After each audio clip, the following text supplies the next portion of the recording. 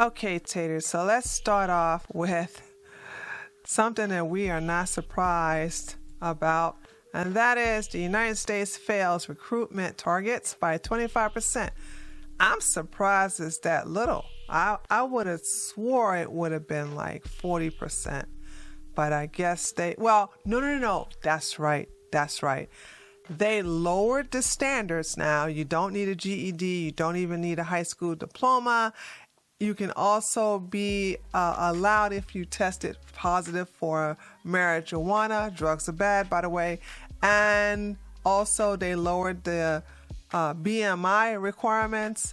Well, they raised the BMI requirements. You could be more plumper and overweight to get into the military. And what else did they do? They did something else too. One more crazy thing. I can't remember, but they made it to where anybody off the streets can join the military. And same thing with what's happening with the Army is same thing happening with the Marines. And even with all of that, they still came up short. I don't care, dude. I've said this before and I say this again. If you are a patriot, keep your son and your daughters out of the military. This is not the time to have them enlist, especially under a president who doesn't even know what's his name. He doesn't even know his name when he wakes up and needs cue cards, note cards to know when to stand up, sit down, what to say, what not to say. I mean, he even says stuff like end of quote. Repeat the line. So this is okay. I'm all right with this. Bill Clinton just sent a massive warning to demon rats about the midterms. I thought this was pretty interesting. I read a little bit of it, so you can sit up here and read some of it with me. Former President Bill Clinton on Thursday warned that Democrats may harm their chances of winning November's midterm election if they adopt progressive policies, positions.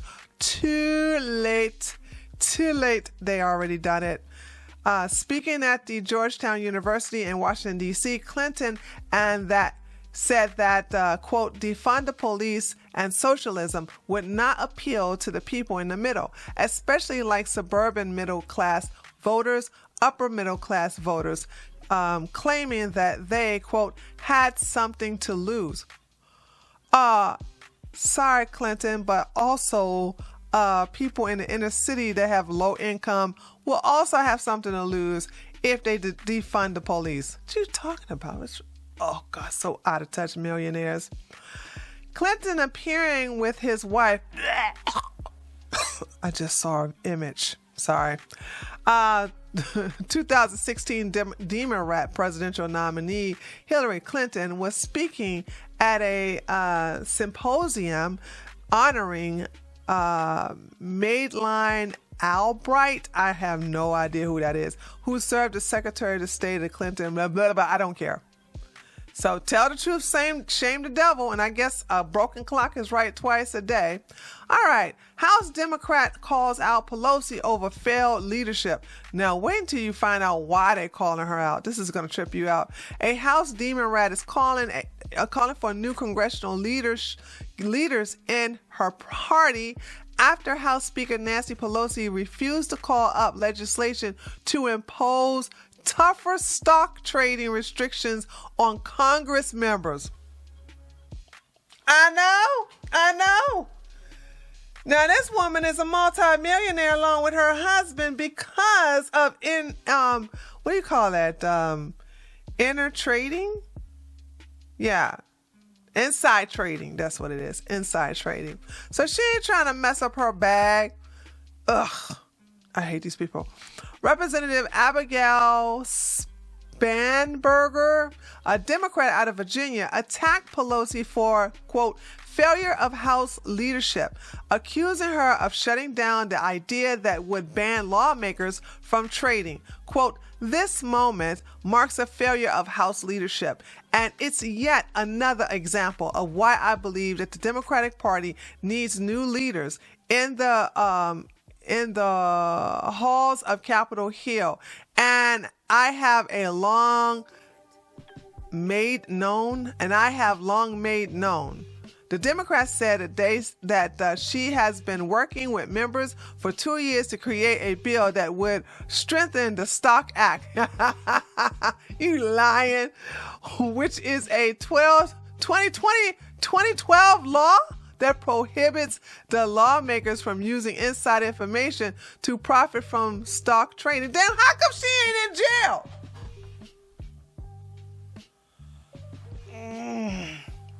Okay. Moving right along. Majority of Americans approve of sending illegal migrants to Democrats-run cities. So the crisis at the border has gained a lot of attention as Republican governors decided to take matters into their own hands while the president, the poopy pants Biden, sit back and act as if nothing's wrong. A new CBS YouGov poll found that the majority of voters support the decision to ship illegal migrants to Democratic-run cities. 51% approved the Republican governor action compared to 49% who disapproved. Meanwhile, 88% of voters who approve of the action believe that it is an effective way of bringing attention to the issue of illegal immigration. Well, that's true. Okay. 51%. That's not the best, but okay. Here goes something. Uh-oh, y'all. Uh-oh. Democrats in Pennsylvania. Oh, no, I don't feel so good. 74-year-old Pennsylvania Supreme Court Justice dies unexpectedly. Pennsylvania Supreme Court Justice Max Beer, a Democrat, died unexpectedly overnight on Friday. The 74-year-old passed away suddenly at his home near Pittsburgh, the court announced on Saturday. The cause of death was not released. Now, this is why I think this is a good thing. Let me get this out of my ear because I'm not even listening to anything really. The reason why this is a good thing for Republicans is because the mail-in box, the drop boxes, and the mail-in ballots was upheld by a democratically majority Supreme Court. I don't know the particular numbers, but I know he was the one of the Democrats, one of several, who voted into keeping the laws to mail out voting ballots as well as the drop boxes. And I think I have to fact check myself to continue to extend the mail-in ballots counting. So therefore, if election day was on a Tuesday, then they have up until Friday to get all of the mail-in to count the votes.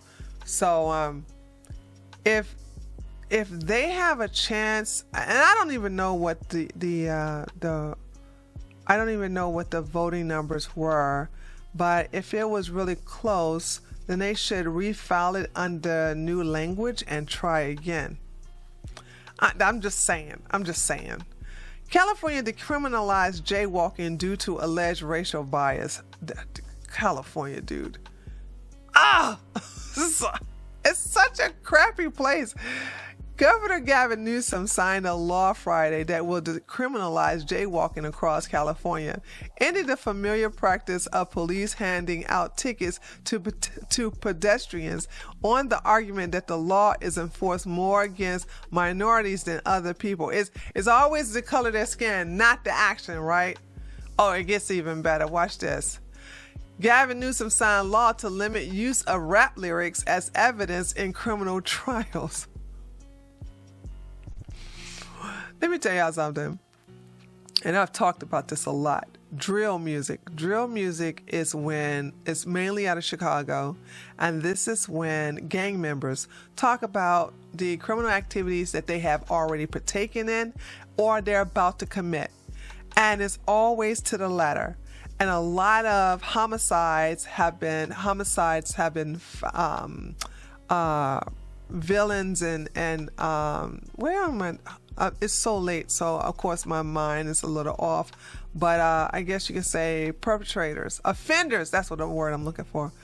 A lot of these homicide offenders, they are found out because they go and brag on YouTube in their rap videos. Here's the thing. People don't understand that black on black crime still exists. It's still a thing. And so you're sitting up here. Now, I know this is people in California. You're saying that if a rapper commits a homicide and he actually it says how he did it in a rap album, you're gonna basically be not gonna be able to use that evidence in court against another black victim or even a brown victim. They hate you. They hate you. These demon rats hate you. I don't understand how you guys can't see that well, you guys can see, but I don't. The community, for some reason, can't see it. California Governor Gavin Newsom, flanked by rappers and record producers, signed a bill Friday to limit the use of rap lyrics as evidence in criminal trials. In a statement, Newsom's office touted the legislation AB 2799 as a first-in-the-nation bill that limits the use of creative expression to protect against bias, not if it's talking about committing a crime or you're bragging about committing a crime. You committed a crime, sorry. You bragging about the crime you committed. And you give, like, can you imagine a rapper just did something heinous like a homicide, and then he breaks out with an album next week and said, yeah, I got in my Cadillac at 4 p.m. I knew I was going to be looking for him. I saw him on the corner of Charles and Main. I took out my gun and began to aim. Oh my God, that was so good. I just poured those lyrics. I just came up with anything. I can rap, baby. I'm not even going to finish it because I'm going to stop while I'm ahead. But, and then I turned it, I shot him dead. I need to go to bed. Let me get through this. By the way, links to all these articles are going to be in the description about, okay. Federal judge rules against Stacey Abrams' back group upholds 2018 Georgia voting law.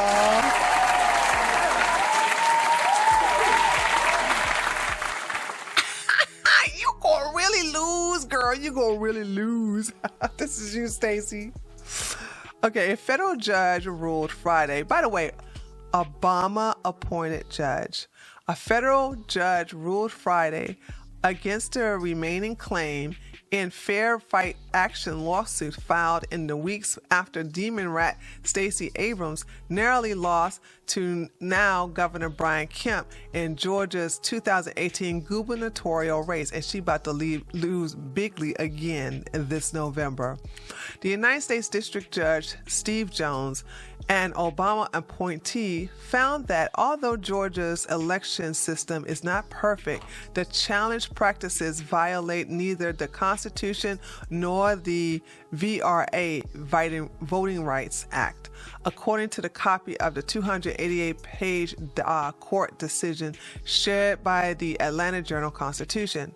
Fair Right Actions, an affiliate of the Abrams-funded PAC Fair Fight, claimed that in 2018 lawsuit numerous, quote, serious and unconstitutional flaws in Georgia election process related to absentee ballots, voter registration, and voter list management.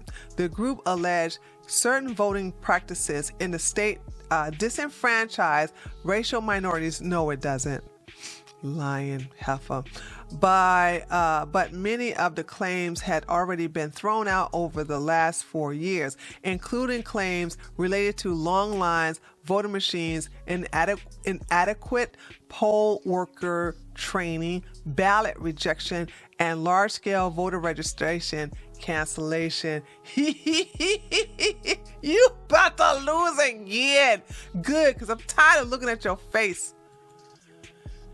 And last but not least, I don't feel like doing a good news or this is not a ridiculous though. This is, I would have to say, social media news. Happy 1 year anniversary to Let's Go Brandon. Let's not forget that as of yesterday, this is how the whole Let's Go Brandon started. Oh, I'm actually going to have to put something in my ear, actually, after all, because I think there's a video that celebrates this with some Let's Go Brandon memes. So let's read a little bit and then let's look at some videos. Today is the 1st year anniversary of the greatest chant ever misconstrued on live TV. In early October, NASCAR driver Brandon Brown won a race. It was historical, not the win, but the sportscasters' response to the chants from the crowd. So we already got that. So here we go. Look, I was watching a little bit of this, so let's watch it today. Okay, here we go. Actually, let's go. Let's just open it up in its own window. Let's do it that way. Here we go. How long? Oh, this is 15 minutes. We're not going to watch all this. I guess we can watch a little bit now and then the rest on my live stream tonight at 8 o'clock p.m. Eastern Standard Time.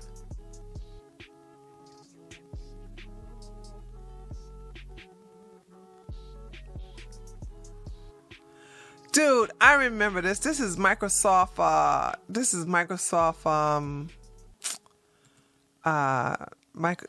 Microsoft window, whatever.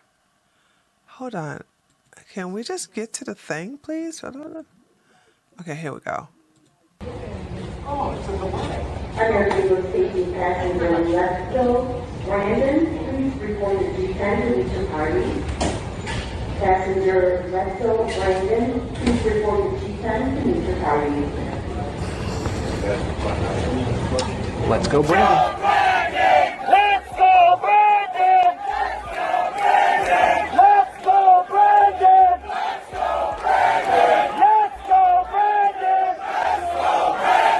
We all know, everybody knows, the unification promise was a lie, and your majority is going to be short-lived. So you must feel compelled to rush through a radical agenda before the midterms. Now, people are understandably frustrated. Actually, they're very angry, and they're not going to sit back and take it much longer. Instead of the bogus Build Back Better plan and reconciliation plan, you know what they want? They want you to help put America back where you found it and leave it the hell alone. Let's go, Brandon. I yield back. Let's go, Brandon! Let's go, Brandon! Let's go, Brandon!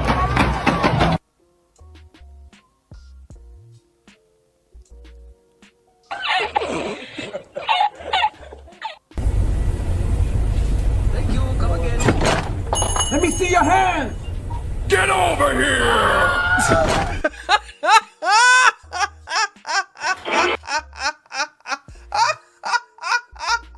Okay, we're gonna stop it at that. We're gonna stop it at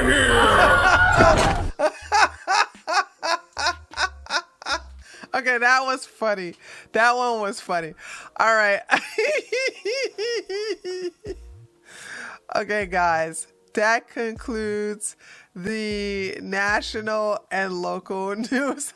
Hope you had fun. I'll leave a link to this video. Well, it will be in, actually, I don't have to leave a link to the video because there's several videos that are in this article. So I'll leave a link to this article and you can check out the videos for yourself. And there you have it, taters, the conclusion to the Treetop News for this Monday, October the 3rd. I hope you liked it. Remember, before this video was the international version of this video. Because the international version was so long, I didn't want to put them together and you had to sit through a very, very long video. Remember, my goal is to make sure that these videos are not over 40 or 45 minutes long. So if I put them together, it would definitely been over an hour. Anyway, let me know you would, I'm sorry guys. It is so late and I'm so tired. Gosh, my mouth. Let me know what you think by leaving a comment below this video.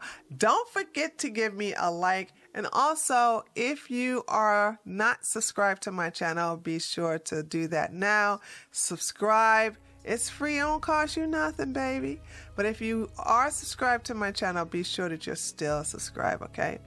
And I think that's it. I will be available tonight at 8 o'clock p.m.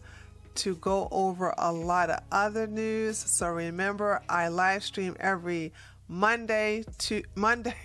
every Sunday, Monday, Wednesday, and Thursday. I gotta go to bed. Every Sunday, Monday, Wednesday, and Thursday. So I'll see you all tonight if you're watching this on a Monday, which is today. Or if you're watching this on a Sunday, Monday, or Wednesday, and Thursday, I'll see you tonight at 8 o'clock p.m. Eastern Standard Time. Later, taters.